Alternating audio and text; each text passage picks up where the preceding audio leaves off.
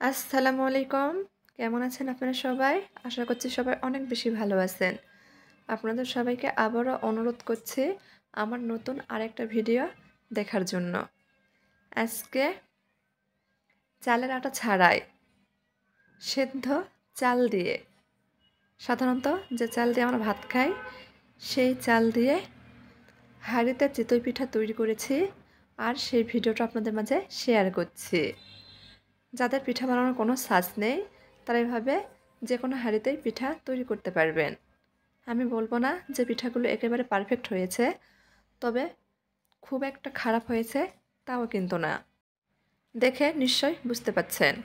এখানে আমি একটা বাটিতে সেদ্ধ চাল, 4 কাপে মেপে 1.5 কাপ চাল নিয়েছি সেদ্ধ চাল, আর সেই কাপ দিয়ে আমি 1.5 কাপ আতপ চাল নিয়েছি। এখন চালটা পর্যাপ্ত পরিমাণ পানি দিয়ে খুব ভালোভাবে ধুয়ে সারা রাতের জন্য ভিজিয়ে রেখে দিব।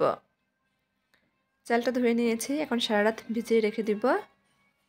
কমপক্ষে চালটা 8 থেকে 10 ঘন্টা ভিজিয়ে রাখতে হবে। পরের দিন সকালে চালটা আমি আবারও ভালো করে ধুয়ে নিয়েছি। চালের পানি ঝরিয়ে নিব। এখন একটা ব্লেন্ডারে জারে নিয়েছি অর্ধেক চালটা, ভিজানো চাল সেইটা, আর 4 কাপের মেপেই 1 কাপ কুসুম গরম পানি দিয়েছি। এখন খুব ভালোভাবে পেস্ট করে নিতে হবে। একটা বাটিতে ঢেলে নিব। যে পেস্ট করে নিয়েছি। প্রথমে একটা বাটিতে নিয়েছিলাম, বাটিটা ছোট হয়ে গেছে, সেজন্য পাল্টে নিয়েছি। আমার সবগুলো চাল পেস্ট করে নেওয়া হয়ে গেছে। দেখেন এখনও অনেকটা ঘন আছে, আর অবশ্যই খুব ভালোভাবে মিহি করে পেস্ট করে নিতে হবে যাতে এর মধ্যে কোনো প্রকার গুঁড়ি গুঁড়ি ভাব না থাকে।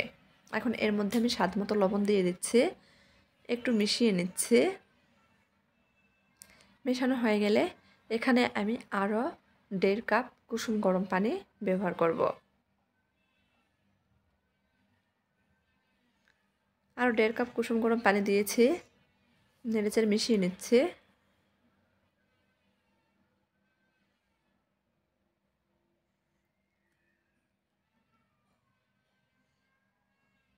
কিছুক্ষণ সময় ফেটিয়ে নিতে হবে। আমি এই ব্যাটারটা দিয়ে 2 ধরনের পিঠা তৈরি করব। একটা আমি অফ ক্যামেরাতে তৈরি করে নিয়েছি, একটু হলুদ মরিচ লবণ দিয়ে আর কি। আর বাকিটা আমি সাদা চিতই পিঠা তৈরি করেছি, সেটা আপনাদের মাঝে শেয়ার করেছি। এখন এর মধ্যে আমি হাফ চামচ বেকিং পাউডার দিয়ে দিব, আবারও নেড়েচেড়ে মিশিয়ে নিব।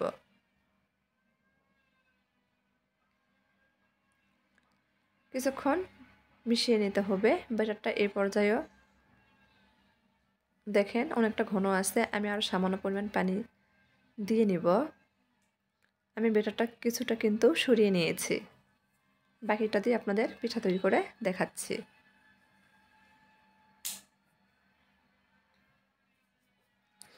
আবারও অল্প একটু কুসুম গরম পানি দিয়েছি।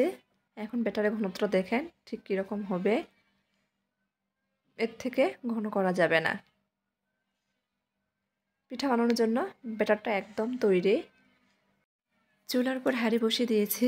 আমি কয়েকটা পিঠা তৈরি করেও নিয়েছি, যার কারণে হাঁড়িটা একটু পোড়া পোড়া দেখাচ্ছে। তো যাই হোক, তারপর এই যে একটা পিঠা দিয়ে দিয়েছি। পিঠা ব্যাটার থেকে কিছুটা ব্যাটার আমি পাতিলে দিয়ে দিয়েছি, ঢাকনা দিয়ে ঢেকে দিয়েছিলাম 2 মিনিটের জন্য। 2 মিনিট পর ঢাকনা খুলে দেখেন পিঠা হয়ে গিয়েছে, উঠিয়ে নিয়েছি। এভাবেই আমি সবগুলো পিঠা ভেজে নিয়েছি। আমার এই পাতিলের তলাটা একটু পাতলা ছিল, যার কারণে পাতিলটা পুড়ে গেছে। একটু মোটা তলা বিশিষ্ট পাতিল নিলে এমনটা হবে না, পিঠাগুলো সুন্দর হবে। তো যাই হোক, আপনাদের সঙ্গে কথা বলতে বলতে আমি হাঁড়িতেই সবগুলো পিঠা তৈরি করে নিয়েছি। দেখেন তো, হাঁড়িতে বানানো হলেও পিঠাগুলো দেখে কি বোঝা যায় যেটা হাঁড়িতে তৈরি করেছি। যদিও আমি পিঠা তৈরি করতে পারি না, তারপরে একটু চেষ্টা করছি। আপনারা যারা পারফেক্ট পিঠা তৈরি করতে পারেন তারা হাঁড়িতে তৈরি করে দেখতে পারেন। পিঠা বানানোর জন্য কোনো ছাঁচের দরকার হবে না, হাঁড়িতেই খুব ভালোভাবে পিঠা তৈরি করে নিতে পারবেন। তো যাই হোক, যেটুকু পেরেছি শেয়ার করেছি। যদি ভিডিওটি ভালো লাগে চ্যানেলটির পাশেই থাকবেন। সবাই ভালো থাকবেন। আল্লাহ হাফেজ।